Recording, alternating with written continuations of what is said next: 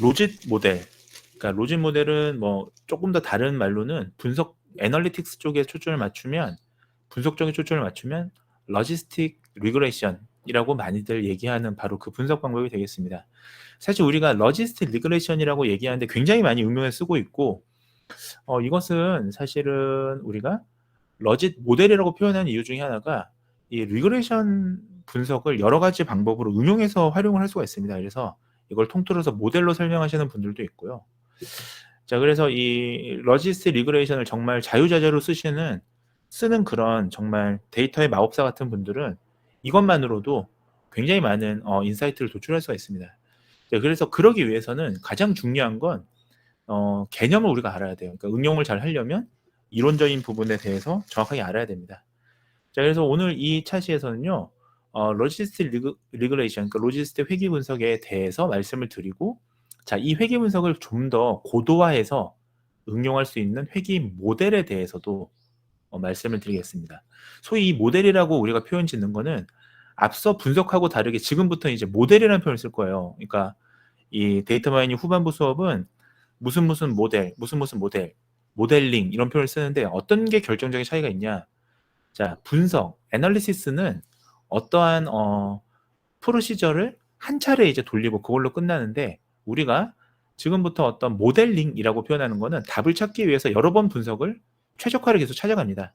즉, 소위 최적의 해를 찾아가는 자, 이걸 우리가 모델 또는 모델링이라고 하고요. 그래서 모델링을 잘한다라는 건 답이 없어요. 그 분야에 대해서 정확하게 알고 모델을 그 분석 데이터를 많이 만져보신 분들이 모델링을 잘하겠죠. 자, 그래서 이런 것들을 이제 오늘 크게 보면 두 가지를 다루도록 하겠습니다. 자, 그럼 보시면 우리가 일단 로지스틱 리글레이션, 로지스틱 회귀 분석 상당히 많이 들어봤는데 자, 이거 그러면 우리가 정의부터 알아야 됩니다. 자, 일단 사전적인 정의를 먼저 알려드릴게요.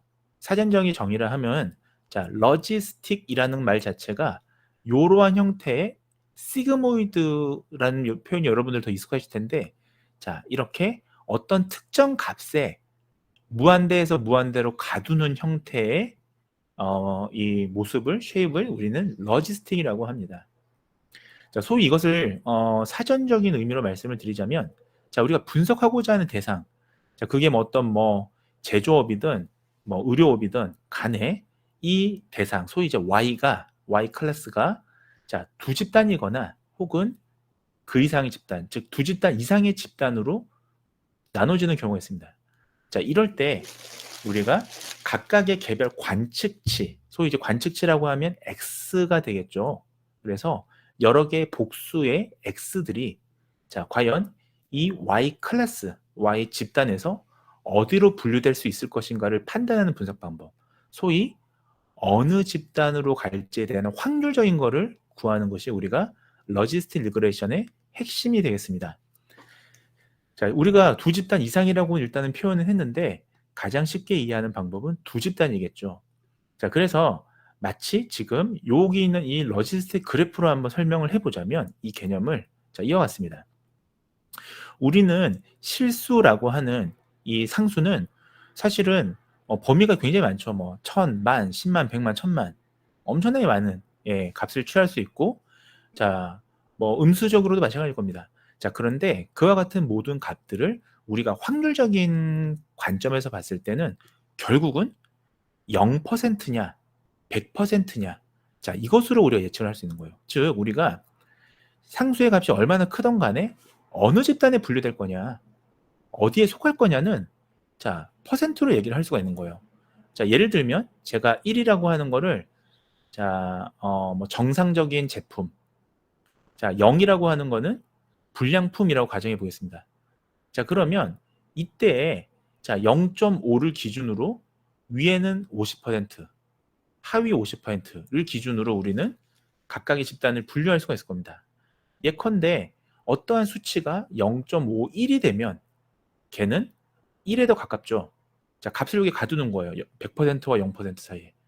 즉 0.51이라는 거 51%잖아요. 51%는 어쨌든 0보다는 1에 가까우니까 이거는 정상 제품이다 라고 우리가 얘기를 할 수 있는 겁니다. 물론 지금 제가 말한 건 극단적인 사례예요. 지금 불량품과 정상 제품은 이런 로직 곡선으로 얘기하기가 좀 어렵습니다. 비대칭하기 때문에. 자, 그러나 뭐 야당이냐 여당이냐라고 할 때 예를 들면 정치권에서 자, 내가 보수냐 진보냐를 나눌 때 어느 쪽이 조금이라도 치우치면 우리는 보수다. 조금이라도 더 치우치면 뭐 진보다라고 얘기할 수 있을 거예요. 마찬가지로 한 뭐 0.85, 뭐 85% 정도면 1에 더 가깝죠. 이런 식으로 1로 분류가 될 것이고, 반대로 0.5보다 더 작습니다. 예를 들면 숫자 1이라도 더 작으면 0.49가 될 것이고, 자, 이것은 49%라고 우리가 볼 수 있겠는데 얘는 0이라는 집단에 더 가깝다라고 볼 수 있는 거예요. 자, 이것을 제가 좀 더 익숙한 의료 현장으로 대입을 해서 설명하자면 1은 질병이 될 거고요. 0은 정상, 즉 음성이 될 겁니다.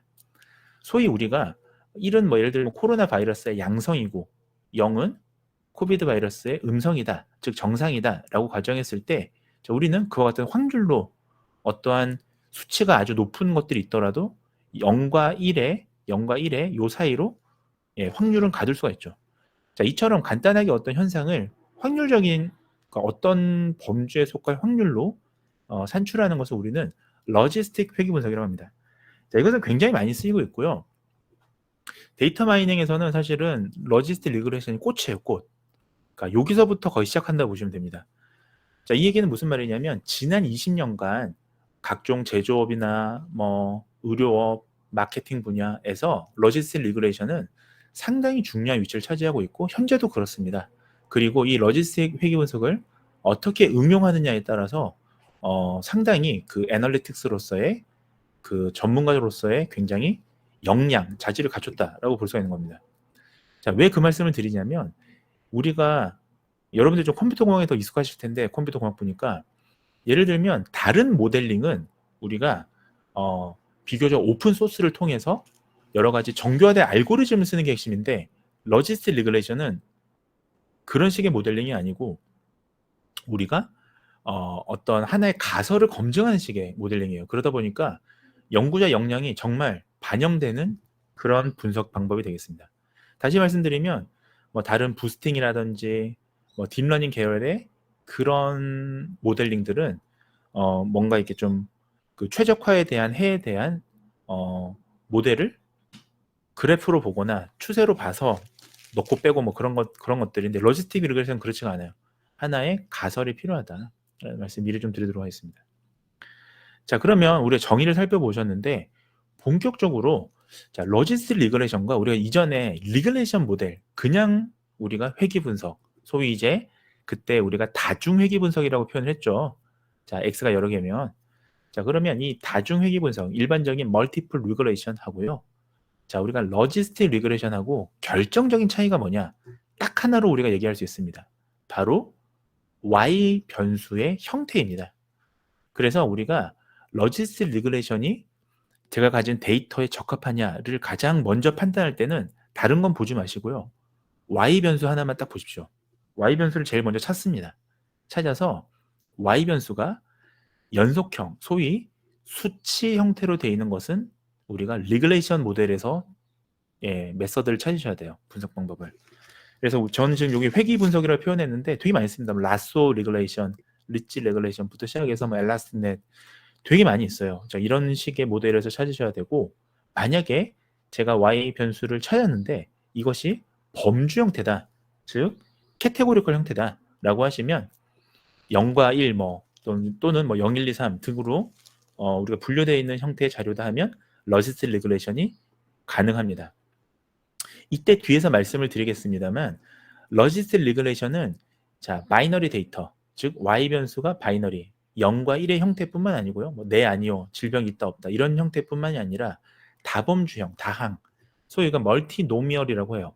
예를 들면 뭐 한국, 중국, 미국 뭐 이런 거는 지금 3개 이상의 어떤 클래스로 이루어져 있죠. 자, 이런 데이터도 가능하다라는 건 뒤에서 좀 말씀드리겠습니다. 자, 소위 뭐 여러분들 잘 아시다시피 X는 신경 쓸 필요 없습니다. X는 둘 다 가능해요. 우리가 소위 투입되는 X 변수는 범주형이든 연속형이든 모든 것들이 다 가능합니다. 다만 다시 거듭 말씀드리는데 Y 변수는 자, 반드시 범주형이어야만 러지스틱 리그레이션이 가능하다. 자, 왜냐하면 우리가 어느 범주에 속할 가능성을 지금 우리가 그 확률을 계산하는 거잖아요. 그러니까 범주형이 아니면 확률을 계산할 수가 없습니다. 그렇죠. 자, 따라서 자, 이때 우리가 범주형, 소위 이제 이산형 변수라고 하는데요. 명목형이나 서열 척도를 둘 다 포함합니다. 그래서 예를 들면 스케일이 있는 척도도 가능해요. 로지스틱 리그레이션은. 자, 이때 말하는 스케일은 오디널, 그러니까 순서가 있는 겁니다. 그럼 순서가 있는 게 뭐냐? 자, 이런 경우에 순서가 있다고 얘기합니다. 예를 들면 암 1기, 암 2기, 암 3기, 암 4기가 있다고 가정해 볼게요. 자, 그러면 제가 어떤 뭐 임상검사 지표에 따라서 제가 지금 만약에 암 1기에 속할 확률, 암 2기에 속할 확률, 암 3기에 속할 확률 뭐 이런 걸 좀 계산할 수가 있잖아요. 자, 이때 암의 1기, 2기, 3기, 4기는 암의 진행 정도에 따라서 구분이 되지 않습니까? 자, 이런 경우는 우리가 서열, 즉 순서가 있는 척도다라고 얘기합니다. 의료 현장에서는 굉장히 종종 볼 수 있는 일이고요. 암 말고도 뭐 당뇨병 전 단계, 당뇨병, 정상 이런 식으로 볼 수도 있고요. 치매라면 치매 전 단계, 치매, 정상. 자, 이런 식의 서열 척도는 의료 데이터에서 상당히 많이 있습니다. 자, 근데 의료 데이터만 있냐? 제조 데이터에서도 서열 척도는 되게 많이 있어요. 예를 들면 뭐 상등품, 예를 들면 돼지를 도축할 때 1등급 돼지냐, 2등급 돼지냐, 3등급 고기냐, 한우냐 뭐 이런 것들 우리는 다 서열 척도로 볼 수 있겠죠. 자, 근데 만약에 서열 척도에 대한 순서가 정해져 있지 않다면 그 모든 것들은 전부 다 명목, 캐테고리컬 데이터로 부르는 겁니다. 한 가지 제가 좀 꿀팁을 드리자면 저는 뭐 모델링을 상당히 많이 해본다고 자부하는 사람 연구자로서 서열 척도인 경우에도 정말 뭐 불가피하게 서열식으로 해석하지 아니할 거면 명목 척도로 넣는 게 제일 좋습니다. 왜냐하면 해석하기가 좋아요. 자, 이건 뒤에서 제가 또 말씀을 드릴 텐데 명목 척도의 로지스틱 리그레이션은 즉 여기서 말하는 명목이라는 거는 자, 바이너리가 아니라 클래스가 3개 이상인 걸 얘기해요. 예, 아니오는 우리가 그냥 이분형이라고 표현하죠. 자, 여기서 말하는 명목형은 그 그룹이 3개 이상인 경우. 자, 그런 경우에는 우리가 멀티노미얼 로지스틱 리그레이션을 쓰게 되는데 뒤에서 말씀드릴 겁니다. 자, 그리고 서열이라면 제가 만약에 3개 이상의 똑같이 3개의 척도예요. 3개의 범주인데 캐테고리인데 자, 이거를 오디널이 아니라 명목으로 하는 게 좀 편하다는 말씀을 드린 이유는 자, 왜냐하면 서열 척도를 하게 되면 오디널 로지스틱 리그레이션을 하게 되는데 해석하기 좀 어렵습니다. 자, 어떤 변화에 따라서 어떤 변화가 있을 확률을 계산해야 되거든요. 자, 예를 들면 이런 거예요. 제가 만약에 같은 서열인데 서열 척도예요. 예를 들면 초등학교, 중학교, 고등학교. 자, 여기에 속할 확률. 자, 이거는 지금 보시면 초, 중, 고는 하나의 범주 형태입니다. 그렇죠? 자, 그리고 초등학교와 중학교, 고등학교는 하나의 서열이 있어요. 그렇죠? 올디널 데이터예요. 자, 그런데도 불구하고 만약 제가 뭐 게임하는 시간에 따라서 초등학생이냐, 중학생이냐, 고등학생이냐를 예측하는 뭐 분류하는 프로그램을 만들고 싶다라고 했을 때 이때 서열 척도를 넣게 되면 어떻게 해석이 되냐면 제가 게임하는 시간이 늘어나면 자, 초등학교에서 초등학생을 기준으로 중학생의 일 확률이 얼마고 중학생을 기준으로 또 고등학생의 확률을 계산하고 또 초등학생을 기준으로 고등학생의 확률 이렇게 계산이 됩니다. 복잡해져요. 그래서 명목형을 쓰는 게 훨씬 낫다. 이게 이런 거는 제가 뭐 아무리 말씀을 드려도 실제로 해보지 않으면 무슨 말인지 와닿지 않습니다. 지금 상황에서는. 나중에 이제 데이터를 나중에 혹시라도 돌려보실 때 취업하셔서 돌려보시는 기회가 생길 때 이게 이 말이었구나라는 건 그때 깨달을 가능성이 높아요. 자, 연속형인 경우는 뭐 등간이든 비율이든 상관없이 회귀 분석을 하시면 됩니다. 자, 어쨌든 핵심은 Y, 정리하자면 Y 변수에 따라서 결국 로지스틱 리그레이션을 돌릴 수 있느냐 없느냐가 결정이 되는 겁니다. 그리고 반드시 범주 형태여야 된다라는 말씀을 드렸습니다. 자, 그 다음에 이게 좀 직접 만든 슬라이드다 보니까 좀 틀어졌는데요. 잠시만요. 네. 그래서 우리가 결국은 이항형, 우리가 이항형이라는 거는 이분형, 바이너리라는 의미죠. 그래서 우리가 결국은 가장 대표적인 로지스틱 리그레이션의 형태는 자, 0과 1의 코딩일 겁니다. 자, 그래서 이런 경우를 지칭하게 되고요. 자, 그렇기 때문에 로지스틱 리그레이션은요. 자, 프리딕션 모델이기도 하면서 클래시피케이션 메서드 모델이기도 합니다. 무슨 말이냐면 자, 로지스틱 리그레션을 이용해서 우리가 예측을 할 때 주로 많이 쓰는데 때로는 네, 분류 기법으로 볼 수도 있어요. 어디에 속할 확률을 계산하는 거기 때문에. 이거는 이제 그 분석의 목적에 따라서 분류로 볼 수도 있고 우리가 프리딕션에 응용할 수도 있습니다. 자, 그러면 우리가 아까 앞서 제가 범주형은 다 가능한데 자, 바이너리 즉 0과 1로 코딩된 데이터를 가장 기본적으로 쓰고요. 그 다음에 이 범주형 데이터가 그룹이 3개 이상이라면 우리는 자, 명목형, 그러니까 다항형이라고 표현하거든요. 멀티노미얼 로지스틱 리그레션 쓸 수도 있고, 그 다음에 3개 이상이라면 마찬가지로 순서가 있는 어디널 로지스틱 리그레션을 쓸 수가 있습니다. 자, 그 말씀을 여기서 드립니다. 자, 그래서 우리가 로지스틱 리그레션 하면 가장 간단한 예로는 자, 이항형과 다항형이 있습니다. 자, 영어로는 바이너리, 즉 둘 중에 하나에 속할 확률을 구하는 것을 우리가 이항형 로지스틱 회계라고 그래요. 자, 그 다음에 다항형이라는 거는 자, 3가지 이상의 그룹에 속할 중에 하나에 속할 확률을 계산하는 겁니다. 즉 한마디로 줄이자면 종속 변수의 개수, 좀 더 어려운 말로 종속 변수의 차원이 2개냐, 종속 변수의 그냥 개수라니까 좀 어렵네요. 종속 변수의 범주 개수. 종속 변수가 2개냐가 아니라 종속 변수가 구분하는 범주가 2개라면 네, 이항형이고요. 예를 들면 자, 이번 중간고사 성적을 기준으로 기말고사 시험이 성공할 확률, 실패할 확률. 그래서 0과 1로 제가 계산한다면 이것은 이항형에 가깝습니다. 자, 다항형은 종속 변수의 범주 개수가 3개 이상인 경우를 얘기합니다. 예를 들면 제가 만약에 오늘의 날씨를 기준으로 내일의 날씨를 예측할 모델을 구하는데 내일의 날씨를 3가지로 기준을 나눴습니다. 맑음, 흐림, 비. 자, 이런 경우는 멀티노미얼이죠. 자, 다항형이죠. 자, 그래서 이렇게 구분할 수가 있다라는 말씀을 드렸습니다. 자, 소위 그러면 가장 일반적인 이항형 로지스틱부터 살펴보시도록 하겠습니다. 자, 이항형은 아까 말씀을 드렸다시피 즉 Y 클래스, Y 변수. 자, Y 변수의 카테고리, 클래스를 이제 카테고리라고 하죠. 자, Y 변수 목표하는 값이 0과 1의 형태로 됩니다. 즉 의료 현장에서는 대부분 0은 정상, 1은 질병 이런 식으로 코딩해요. 그래서 예를 들면 뭐 코비드 바이러스가 음성이냐, 0이면 음성, 1은 양성 이런 식으로 코딩을 하게 되면 자, 코비드 바이러스에 걸릴 위험 확률 이런 걸 계산할 수가 있겠죠. 자, 그 외에도 제가 여러 가지 지금 예시를 여러분들 좀 이해할 수 있는 예시로 드렸는데 자, 이런 거요.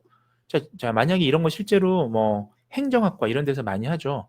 정치에 대한 관심도가 선거 참여에 미치는 영향에 대한 분석. 실제로 이런 학위 논문이 있더라고요. 자, 그래서 보시면 자, 일반 사람들이 정치에 대한 관심도가 높으면 선거도 참여를 많이 할 거냐? 정치에 대한 관심도가 낮으면 선거 참여 안 할 거냐? 자, 이때 선거 참여는 참여를 한다. 1이고요. 참여를 하지 않는다. 0으로 우리가 코딩할 수 있을 겁니다.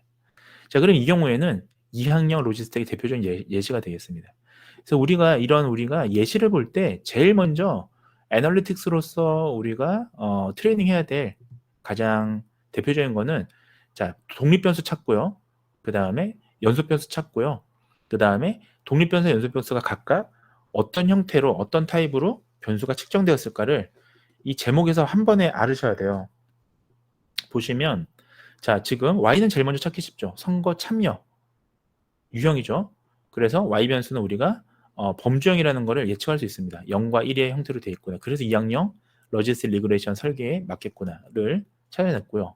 자, 그다음에 정치에 대한 관심도. 자, 이게 이제 문제인데 관심이 있다 없다로 우리가 코딩이 돼 있다면 이건 역시 범주형일 거고요. 만약 그게 아니고 정치에 대한 관심도가 0점부터 10점까지의 스케일, 이걸 우리가 척도라고 합니다. 자, 뭐 주관적인 점수를 뭐 100점으로 할 수도 있고요. 자, 그건 질문에 따라 다르겠죠. 자, 그래서 어쨌든 질문 형태가 만약에 100점 만점으로 했을 때 당신의 정치에 대한 관심도는 몇 점입니까? 이렇게 물어본다면 스케일이 100까지 있는 거고요. 또는 0점부터 10점까지 또는 뭐 우리가 일반적으로 여러분들 설문조사 할 때 보면 뭐 1부터 5로 돼 있죠. 매우 많다, 뭐 많다, 보통이다, 적다, 매우 적다 이런 식으로요. 그러면 스케일이 5, 5점 척도가 될 거고요. 리커드 척도라고 합니다. 자, 어쨌든 중요한 것은 자, 이런 것들을 이렇게 우리가 분해해서 살펴볼 수가 있죠. 가장 핵심은 자, 이 Y 클래스는 2분형이기 때문에 2학년 로지스 리그레이션을 분석하는 데 적합합니다. 자, 그러면 로지스 회귀 분석에 대해서 조금 더 심도 있게 말씀을 드리자면 자, 아까 이제 앞서서 말씀을 드렸기 때문에 뭐 어렵지 않습니다. 자, 우리는 X 변수, 그러니까 독립 변수라고 뭐 할 수도 있고 X 변수라고 할 수도 있는데 이게 사실은 실수값을 가질 때 우리는 이 숫자는 마이너스 무한대부터 플러스 무한대에 갇힌다고 볼 수가 있습니다. 그러니까 예를 들면 우리가 뭐 연봉이라고 했을 때 연봉은 막 뭐 억 단위로 가잖아요. 숫자가 굉장히 높죠. 또는 마이너스로 가는 것들도 있을 겁니다. 뭐 대출 이런 거. 대출 요즘에 많이들 지잖아요. 자, 이런 숫자의 크기와 관계없이 어떠한 숫자든지 간에 우리는 0과 1 사이의 범위에 숫자를 가둘 수가 있습니다. 자, 결국 0과 1 사이의 숫자를 가둔다는 건 확률로 가둔다는 거예요. 즉, 우리는 확률은 0에서 100%로 얘기할 수 있으니까요. 즉 0에서 100%지만 자, 이거를 단위를 떼고 0은 0, 1은 100이라고 가정한다면 우리는 어떠한 형태의 자료도 데이터도 0과 1 사이에 가둘 수가 있습니다. 자, 이것이 로지스의 회귀 분석의 가장 중요한 핵심 컨셉이에요. 그럼 어떻게 0과 1로 가둘 수가 있느냐? 자, 이게 가능한 게 바로 어즈 레이쇼, 소위 이제 오주비, 뭐 승산비, 교차비, 비차비 뭐 여러 말로 혼용돼 쓰이는데 뭐 우리나라 사람들은 뭐 용어를 되게 많이 여러 뭐 학문 분야에 따라서 막 많이 바꿔 쓰더라고요. 어쨌든 영어로는 어즈 레이셔가 되겠습니다. 이 오즈 레이셔라는 개념은 사실 원래 좀 서양적인 개념이에요. 그러니까 서구적인 개념. 그래서 서구적인 사람들은 어떤 현상에 대해서 고민할 때 확률로 잘 얘기를 많이 합니다. 자, 소위 이제 확률을 0과 1 사이에 예를 들면 오늘 내가 뭐 점심을 밖에서 먹을 확률을 한 80% 이렇게 얘기합니다. 외국 사람들은. 그래서 자, 로짓 변환. 우리가 무한대의 값을 0과 1 사이에 바꾸기 위해서 우리는 로짓 변환을 쓰게 되고요. 그래서 로지스틱 레그레션이라고 하는 이름이 생기게 됩니다.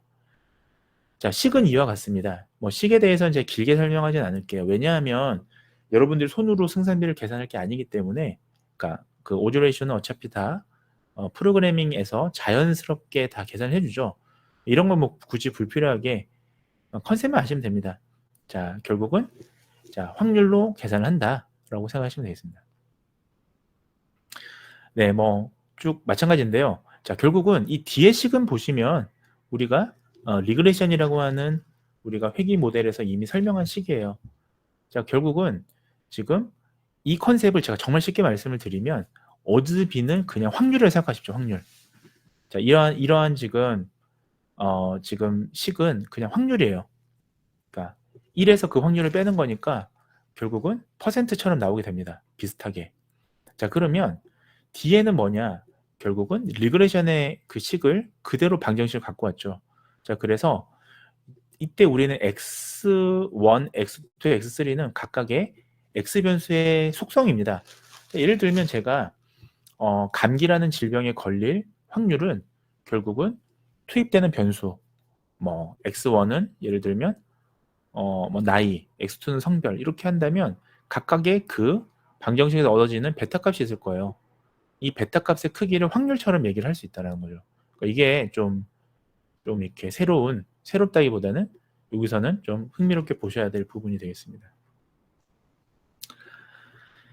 자, 그래서 probability 결국은 P는 우리가 확률을 얘기하잖아요. 뭐 너무 쉬운 거고. 그래서 1-P는 어떤 해당 집단에 속하지 않을 그야말로 전체 확률을 얘기할 수가 있을 겁니다. 전체 확률 중에서 어떤 특정 집단에 속할 확률을 우리는 계산을 하게 되는 거예요.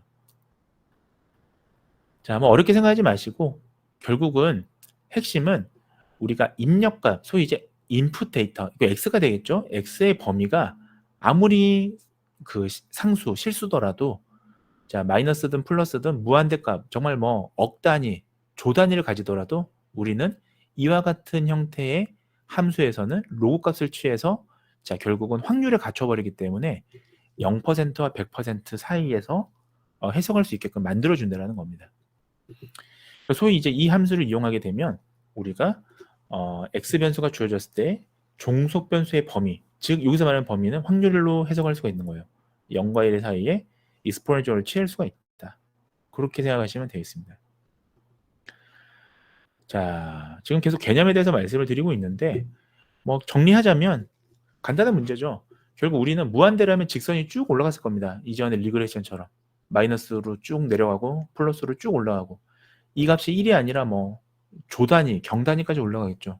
자, 그런데 이거를 선을 끝을 꺾음으로 해서 자, 결국은 0과 1의 사이 가둠으로 해서 우리는 이 곡선은 더 이상 1에서 증가하지 않고 자, 마이너스 0에서 증가하지 않죠. 여기서 끝나죠.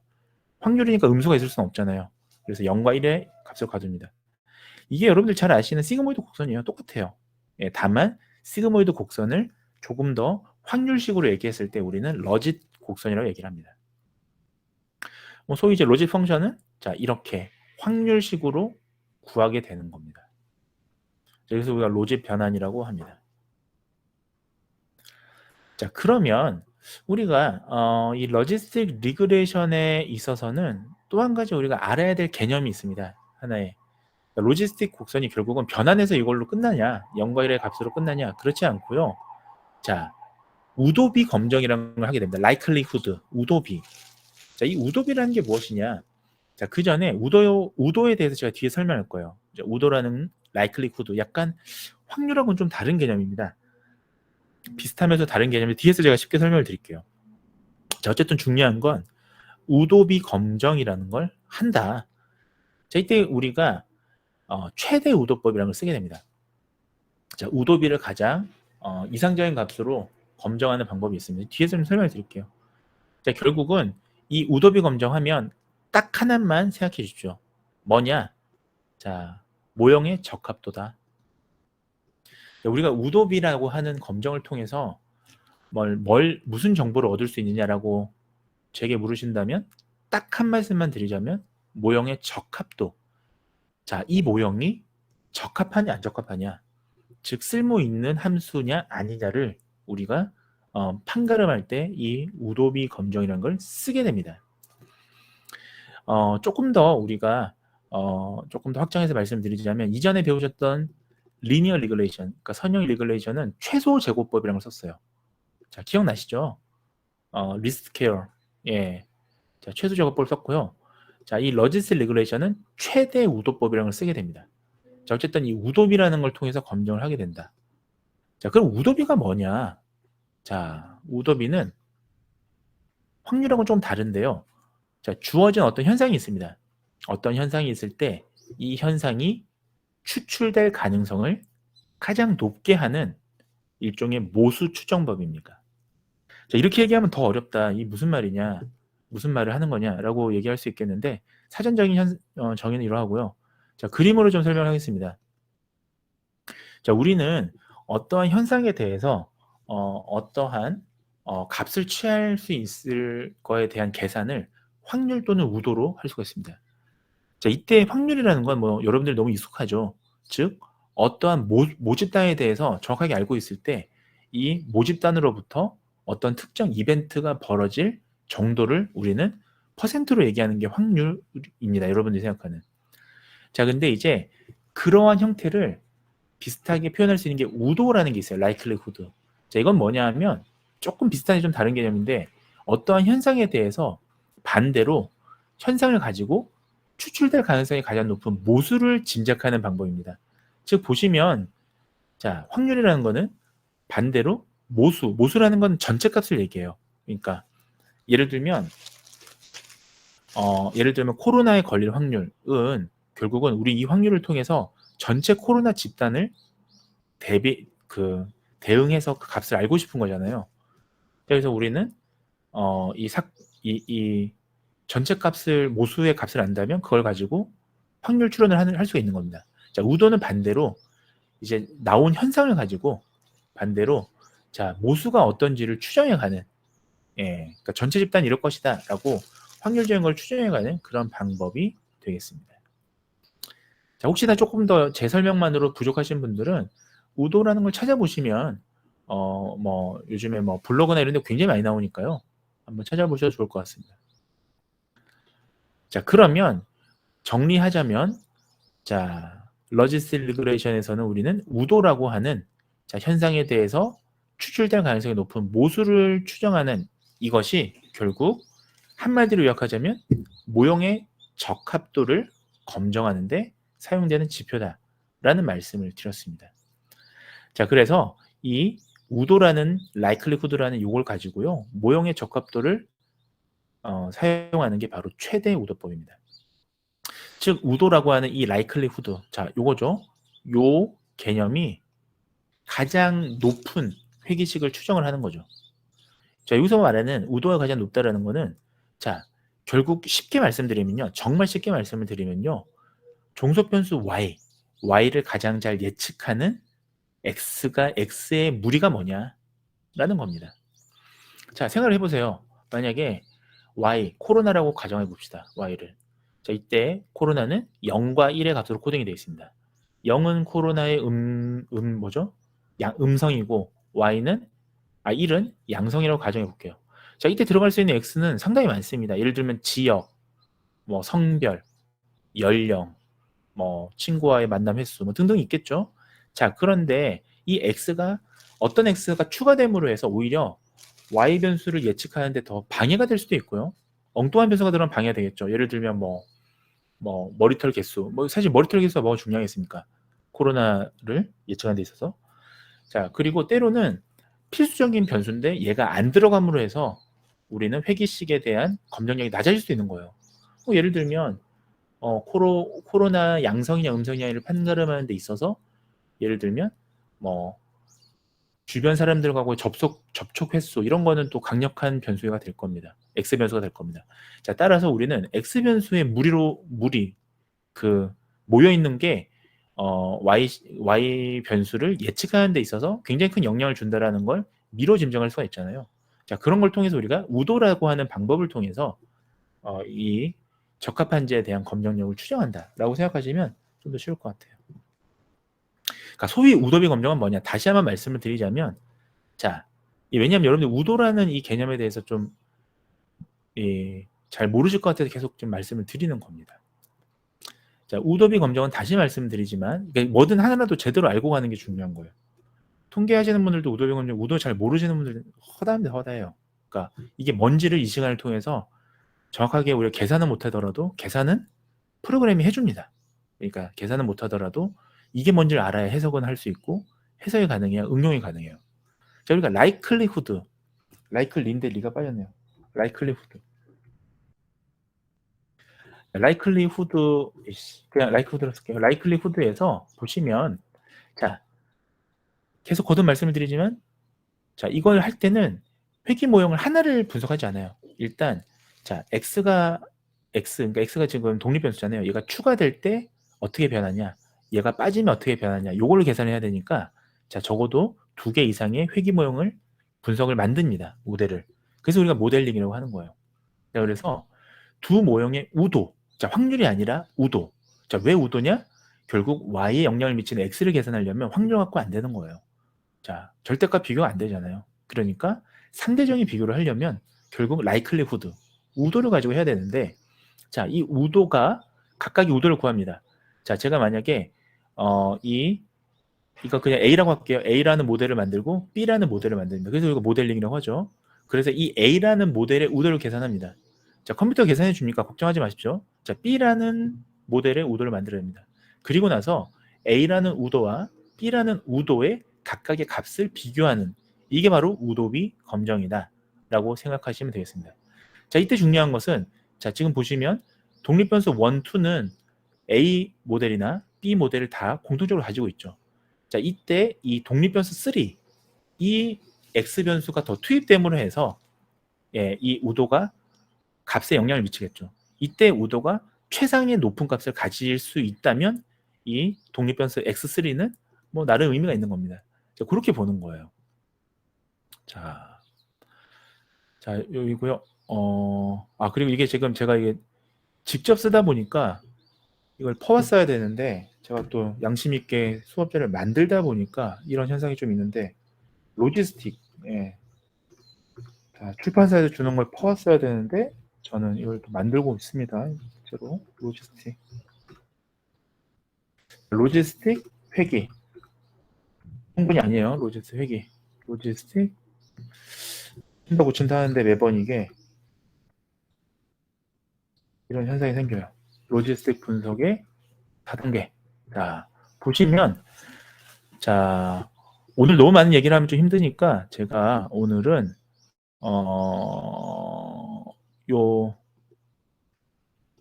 두 슬라이드, 세 슬라이드 더 하고 마치도록 하겠습니다. 자, 지금 우리가 앞서 살펴보셨던 건 결국은 핵심은 뭐냐? 자, 로지스틱 회귀 모형이 어떤 건지에 대한 개념을 말씀드렸고, 그 다음에 우리가 로지스틱 회귀 분석을 계산할 수 있는 함수를 말씀드렸고요. 그 다음에 우리가 이 로지스틱, 제가 만든 로지스틱 회귀 모형이 좋냐 나쁘냐를 우리가 판가름할 수 있는, 소위 적합도를 볼 수 있는 우도비에 대해서 말씀드렸습니다. 거기에 대한 개념 위주로 말씀드렸어요. 자, 그러면 지금 말씀드릴 거는 뭐냐 하면, 자, 그러면 이 로지스틱 리그레션을 수행하기 위한 여러 단계가 있습니다. 소위 이 단계는 크게 보면 4단계로 나눌 수 있습니다. 자, 그래서 그걸 말씀을 드리려고 하는 거예요. 자, 제일 먼저 첫 번째 프로시저, 첫 번째 단계에서는 가설을 우리가 정해야 됩니다. 자, 그래서 제가 아까 말씀을 드렸다시피 우리가 데이터 마이닝이나 빅데이터 분석에 있어서 우리가 모델링이 여러 가지가 있는데, 자, 제가 다른 뭐 부스팅이라든지 뭐 딥러닝이라든지 다른 모델링에 비해서 로지스틱 리그레션의 모델링은 가설을 하나 더 정해야 된다 말씀을 드렸잖아요. 그게 이 차이가 있는 겁니다. 그래서 가설 하나 설정해 줘야 돼요. 예를 들면 뭐 코로나 바이러스의 예측 모델을 만들고 싶은데 코로나 바이러스 양성에는 X1, X2, X3가 영향을 미칠 것이다. 뭐 이런 식의 하나의 가정이 있어야 되는 겁니다. 자, 이 가정을 설정하고 나면 우리는, 자, 뭐 이거는 추정이라는 거에서 좀 지난 한 번에 한번 말씀을 드렸는데, 자, 연구 가설, 자, 얼티네이티브 하이포시스라고 합니다. 우리가 이걸 뭐라고 그러죠? 우리나라 말로 그 대응 가설, 연구 가설, 얼티네이티브. 그러니까 연구 가설을 표현합니다. 그래서 연구 가설은 예를 들면 연구자가 입증하고 싶은 가설이 되겠죠. 예를 들면 코로나19 양성에 있어서 뭐 X1, X2, X3가 영향을 미칠 것이다가 될 겁니다. 그러면 거기에 반대되는 소위 귀무 가설, null hypothesis, 그러니까 기무 가설을 하나 정해줍니다. 기무 가설은 반대되는 거니까, 자, 코로나 X1, X2, X3는 코로나 바이러스 양성과 관계가 없다. 뭐 이런 식이 되겠죠. 자, 그럼 이걸 먼저 설정을 해줘요. 그리고 나서 얘를 이제 검증을 해줘야 됩니다. 자, 그 중에 하나가 만약에 애초에 처음부터 조사 단계부터 0과 1로 코딩이 되어 있으면 상관이 없습니다. 자, 예를 들면 양성은 1, 음성은 0으로 코딩이 되어 있다. 그럼 그대로 하시면 돼요. 근데 그렇지 않은 경우도 우리가 로지스틱 리그레이션으로 분석할 수가 있습니다. 어떻게 하는 거냐면 Y 클래스가 만약에 연속형으로 되어 있어요. 그러면 그 값을 범주 형태로 바꿔주면 됩니다. 자, 예를 들면 이런 거죠. 예를 들면 실제 나이가 1세부터 90세까지 조사가 됐어요. 근데 저는 만약에 범주 형태로 바꾼다면 이런 식으로 Y 클래스를 얘기하는 거예요. 이런 식으로 미성년자와 성인 나눌 수 있겠죠. 예를 들면 자, 미성년자와 성인 이런 식으로 할 때는 미성년자는 0, 성인은 1. 그러면 미성년자는 법적으로 19세까지가 미성년자죠. 미만이죠. 그러면 1살부터 18세까지는 0으로, 19세부터 90세까지, 뭐 90 몇 세까지는 1로, 이렇게 범주화하는 걸 우리는 전문용어로 재범주화라고 해요. 자, 제가 이 말씀을 왜 드리느냐? 여러분들이 계속 이그젬플 데이터만 다루면 이그젬플 데이터는 여러분들 아예 처음부터 0과 1로 코딩이 돼 있잖아요. 근데 우리가 실제로 여러분들이 뭐 해커톤 대회나 뭐 분석하는 뭐 공모전을 나가시게 되면, 자, 이와 같은 재범주화를 잘 하시는 분들이 상당히 응용을 잘 하시는 겁니다. 자, 이거 Y 범주는 이렇게 뭐 하시는 거고, X 변수도 재범주화를 어떻게 하느냐, 파생 변수를 어떻게 만드느냐, 이게 뭐 핵심이죠, 사실 어떻게 보면. 자, 그러고 나서는 모형의 적합도를 확인합니다. 아까 제가 적합도는 뭘로 보느냐? 자, 우도비로 본다. 최대 우도비로 본다라는 말씀을 드렸잖아요. 자, 그래서 최대 우도비를 먼저 확인을 합니다. 자, 이것은 어떤 통계가 아니라 어떤 프로그래밍 툴을 돌리느냐, 뭐 R 랭귀지를 쓰느냐, 파이썬을 쓰느냐, 관계없이 다 나와요, 이게. 세스를 써도 이게 나옵니다. 자, 그래서 적합도를 확인했을 때 적합하지 않으면 어떻게 해야 돼요? 그 모델은 성능이 낮겠죠. 자, 여러분들 프로그래밍에서 성능 낮은 모델을 만들면 어떡합니까? 그러면 다시 모델을 만들어야겠죠. 그쵸? 왜냐하면 핵심이 빠진 거예요. 여러분들이 짜장면을 만드는데 춘장을 안 넣은 거야. 춘장이 들어가야 짜장면이 되잖아요. 근데 춘장을 안 넣은 거야. 그럼 어떻게 해야 돼요? 다시 원점으로 돌아가서 춘장을 추가하라. 무슨 말인지 알겠죠? 자, 그래서 여기서 적합도를 확인해서 적합도가 낮으면 다시 모델을 처음부터 돌려야 된다. 예. 그러니까 네 번째는 그 다음에 도출되는 결과값이 뭐다? 어즈 레이셔가 되겠습니다. 근데 친절하게 어떤 프로그램도 어즈 레이셔라고 표현이 안 돼 있어요. R도 안 돼 있고 파이썬도 안 돼 있습니다. 자, 그래서 이 승산비 부분은 출력 값에서 찾으셔야 돼요. 자, 그건 제가 뒤에서 다음 시간에 친절하게 말씀드리도록 하겠습니다. 그래서 마지막에 이 첫 번째 정했던 가설을 우리가 모델링을 통해서 검증하면 그것이 이제 예측 성능도 같이 나오거든요. 그래서 우리가 하는 예측 모델링을 만들었다라고 할 수 있는 겁니다. 자, 마지막 슬라이드입니다. 자, 그러면 지금까지 내용들을 다 종합해서 말씀을 드리자면, 자, 이 로지스틱 리그레이션 뭐 좋은지는 알겠는데 이거 어디다 사용할 거냐? 사용이 무궁무진합니다.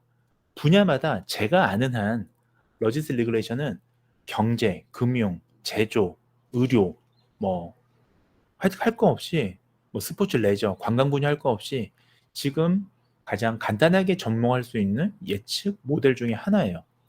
왜냐하면 어떠한 현상이라도 어떠한 사회 현상이라도 0과 1의 값으로 해석할 수 있다. 즉 0%와 100%의 값으로 설명할 수 있다면 그것은 정말 간단한 가장 심플한 방법이 될 겁니다. 예를 들면 제가 뭐 여러분들이 만약에 기말고사 이후에 학점을 A를 맞을 확률, B를 맞을 확률, 이런 확률로 설명할 수 있다면 세상 제일 편한 거잖아요.